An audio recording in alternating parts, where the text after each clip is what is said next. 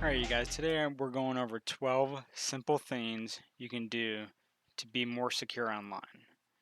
So basically what we're going to be doing is going over everything you can do that's going to be your online presence and what you can do to strengthen your defenses and better protect yourself from a cyber attack or threat, or from just a general attacker. So the number one thing I think everyone should have is you need to install some kind of antivirus or malware protection, whether that be Malwarebytes, Tread Micro. There's a dozen of them out there. I'm not going to list them all. And if you're a larger enterprise company, of course, you're going to be using something more expensive, like Tanium, CrowdStrike, Carbon Black is just a few of them. And also, when you have some kind of antivirus or malware protection on your machine, it's great that you have something installed and running, but make sure it's working. Make sure it's updating properly. Make sure scanning is running, once a week or every other day, however you want to set that up. So make sure there's some kind of scheduling in place that does that for you automatically, so you don't even have to have that peace of mind. It's just it's running in the background. The biggest second thing that I've seen a lot of people not do, especially in cloud services, is two-factor authentication. I don't know how many times I have told my clients, personal friends, two-factor authentication is a must. Um, I know two-factor authentication can be a pain, but it absolutely makes your account so much more secure than not having it. Two-factor authentication also verifies your identity using at least two different methods. So what I'm saying here is you need a smartphone and you need a password that you know. And when an attacker is trying to log into your account, your bank, or whatever, they're going to have that password probably, but they're not going to have that phone that's sitting in your hand. So that's why two factors it just makes your account so much stronger. It's like having two passwords basically to get into your account. And one is a hardware device, so obviously you can't have that unless they steal that from you or they came across it. Now there is something that can make your life a little bit easier. It's called the YubiKey. It's almost like it looks like a thumb drive, and you can plug it into your computer. I'll have a link in the description that will explain that a little bit more. But it's basically like a thumb drive in your computer. So as long as it's in the computer, it verifies it right away. So you don't have to wait for a text message or there's also apps. So like you're gonna have a Duo app. There's an Authy app, which is very good. Google Authenticator is very popular. That can generate the code too. So you have that option as well. The third thing, which a lot of people don't think about, is using a different email account. And the reason why I say this is because let's say you have higher priority accounts, like your bank account, your credit card login information and pay your credit card, maybe an auto loan, or maybe your Credit Karma account for your credit score. You would have one email for those higher end, I call them higher level accounts. And then you have those lower level accounts, like maybe your Facebook, maybe your eBay account, maybe your Amazon account. Those are kind of like the lower level things that I think you can use a generic email for. Why would you want to do this? Because if you get an email sent to your lower level email account from your bank saying, hey, you have fraud on your account, click this link to verify or decline it, it's 100% phishing because you have a separate email or a different email tied to your bank and not this email. So you know right away that's fraud. So that's why you want to have two separate email accounts, one that's kind of for your higher level accounts, one for your lower level accounts. And another good email provider, if you don't like Gmail, is Proton Mail. And Proton Mail is based in Switzerland, I believe. And it's all encrypted. They can't even check your email. So it's not like Google will, if they get subpoena, they can, the government can potentially get into your email. With this, it's, overseas. They have no control. It's encrypted. So this is another solution for that. The fourth thing is to look at your devices. Look at your phones, your tablets, computers. Look at the software that's installed on them. Are you using TeamViewer anymore, or are you stopped using that? Are you using Logman? I mean, any apps that you have on your computer. I'm not just talking about remote applications, but it could be anything. It could be a program you bought, 5 years ago, and you still have it on your machine, and it never gets software updates, and it's got 1,000 vulnerabilities in it, then uninstall it, remove it. Um, if they're not being patched anymore, remove it, just uninstall it. You go to something else. Or if you're just not using it anymore, I mean, what's the point of having it on there then? Just uninstall it. The less things you have, the better you'll be. So just do a general cleanup is all I'm saying. The fifth thing is use passcodes even when they are optional on smartphones. So I've seen this a lot, surprisingly enough. iPhones, they have no passcodes on them. So if they lose their phone, leave it somewhere, someone can just open it up and look at your whole life. Do you realize how much people just don't realize how much personal information is really on their phone? They have their banking access, emails, um, text messaging, photos, contact information. I mean, there's just so much information about our personal lives on that phone that you want to make sure it's as secure as possible, right? So I know a lot of iPhone users has that default 4-digit code, but I definitely recommend using something stronger like one Touch ID with a strong password, or just use an actual password that's at least 10 characters or more. The sixth thing is use unique passwords for every login, and you can simply get this done by using a password vault like LastPass. When you reuse passwords, it's an attacker's dream come true. Why do I say this? Because they will try that same email and password that they stole from a breach and use it on every website they know of: Facebook, Bank of America. I mean, I could just keep going. All kinds of online portals until they hit it and get logged in. Hence why you should not use the same password for every account as well. And especially accounts like bank logins, credit card logins, loans, etc. I know having long passwords is very hard to remember and hard to come up with sometimes. And I'm going back to that's why I love LastPass. LastPass is very easy to use. They have a plugin for the Chrome browser or any other browser. They have a phone app, so then when you add a password on your computer, it syncs to your phone. So if you're on your phone, you need to log in, and the password is there and it's encrypted.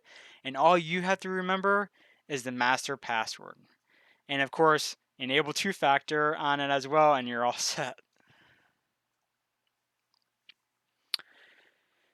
When you're out and about, you don't realize how many times you will probably connect to a public Wi-Fi. And if you do, you have no idea of the security of that connection or who else might be on that same Wi-Fi that could do a man-in-the-middle attack, which they can see all the traffic from your device going out to the internet. Now, the probability of this happening is very unlikely, but it can happen, and I've seen it happen. But the chances of it are very low. But like I said, be on the safe side. Use a VPN or just don't connect to the Wi-Fi. When using a VPN, your data is encrypted, so that's why that attacker or even the person that owns that internet connection can't see any traffic or sees what you're doing on that internet service, and they would have no idea because it's all encrypted and it goes through the VPN company's server. So it's actually that traffic is going through that server. So if anyone wanted to know anything, they would have to get to that VPN provider. Another good thing about using a VPN service is it hides your actual IP address, so websites and other things can't track you as easily, but they are getting better with that. A good VPN provider that I can recommend is Proton VPN, which is that same company with the email. They have a great VPN solution. It's very cost effective, and I would definitely recommend that. The eighth thing, don't fall for email phishing attacks. Please slow down when you open up emails. If you are not expecting the email, especially, just slow down. Read through the email. See who it's coming from. Is it really coming from Bank of America or Chase Bank or whoever it might be? Just slow down and look through the entire email. There's so many clues. I have another video that I want you to watch. Is towards the top here, um, in the title, and I'll also have in the description that I would like. If you want to learn more about it, I have an entire video just dedicated for that you should really check out. I have also seen this done through social engineering over the phone. It's not just email. I've seen it done over the phone. My grandmother just called me the other day saying someone made a purchase on Amazon and we need your credit card because someone ordered a phone or whatever it might be on Amazon. And she called me asking if I knew anything about that. And I said, no, that is a scam. And she's like, great, because I hung up as soon as he said I need a credit card. If anyone asks you for a credit card, they're always going to send you some kind of email first. They're not going to call you like that. I can't say enough. Check every email, no matter if you are expecting it or not. Just check every email, every link that's embedded in that email before you do anything with it. Number 9. This is going to be a hard one for most people, but turning off that saved password feature in your browser and clear your browser cache on exit will really help a lot.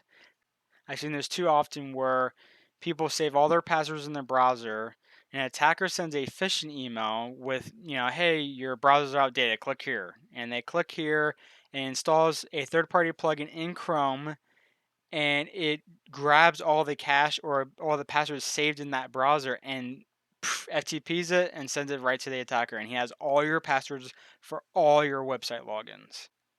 Let me repeat myself. This is possible. I have seen it done. So please use a password manager like LastPass. And one other thing is I like to say leave password managers to the pros like LastPass and not browsers, because browsers want to make sure you have a good experience, make sure it's ease of use. They're not really too focused on a password management solution. So that's why you want to leave it to the pros, leave it to the experts that have do this night and day, and that's LastPass. Number 10, review your social media privacy settings to ensure you have the most things disabled from sharing and viewing. Below are some of the things you would want to either disable or limit. These are just some of the ones you should be looking for. Examples: limit who sees your profile, photos, and posts. Clean up your friends list. If you have people in there and you have no idea who they are, remove them. Keep your location data turned off or set it to private. Turn off facial recognition. Limit data collection by Facebook and Facebook partners. Protect your account from hackers and enable two-factor authentication, like I said from the beginning. Hide your account from Google and other search engines. That's, I think, only on Facebook, but that's definitely something you want to remove because let's say you're applying for a job and they are trying to do their due diligence and look up your Facebook, and if you have stuff private, then they can see your potential posts and photos. So you definitely want to make sure you have that turned off. Number 11, find old accounts and remove them. So why would anyone care about my old MySpace account or an old electric bill account? Well, let's say that company had a data breach and now the attacker has that account login info plus whatever else they could have gotten from your profile, like emails, phone numbers, addresses, etc. And the password they just got happens to be the same password to maybe your bank or your email login. This is bad. So what I'm saying is, if you don't use the account, then I would just delete it. What's the point of keeping it online? And if you can't find how to delete it or close it, then contact the company or just set a crazy long password to it, maybe enable two-factor authentication if you never need to log into it again. Also, I'm not just saying this about old social media accounts. I'm talking about anything from your old MySpace account to any online forum website, or maybe an old electric bill or phone company bill where you used to pay for your electric bill but don't anymore. So, like I said, it could be anything, really anything. Number 12. This has to be one of the most important ones. Don't use credit cards. Instead, pay with your smartphone. Now, I'm going to show you why. The way we pay right now is very outdated. They are getting better by adding the chip security to credit cards, but that's still not enough since when that was first launched, it got hacked within weeks. So instead of using your credit card, you can use Apple Pay, or if you have an Android phone, you can use, of course, use their pay system. Setting it up is actually pretty easy as well. It's just taking a picture from the front and back of their credit card and you're pretty much set. So why is this so much better, you ask? When you use your smartphone to pay, it will generate a one-time use authentication code. and it's only good for one transaction. So even if someone was able to hack this and get that one authentication code, they couldn't even use it because it's already been used. And once it's used, it's gone. So in theory, it's worthless, even if they were able to hack it. Also, when paying by phone, you don't have to worry about credit card skimmers that are still being found today, mainly at gas stations and ATMs, and that's been a huge thing at gas pumps. All right, you guys. Well, that's pretty much it. I hope you learned something from this. Like I said, this is just my opinion with things. I know some people might have different opinions about things, but this is what I've just done myself to kind of keep my accounts and everything secure, and I'm just giving my advice out there. If you have anything that you can maybe add or I can do another video on, please let me know in the comments below, and I'll see you guys in the next video. Thanks.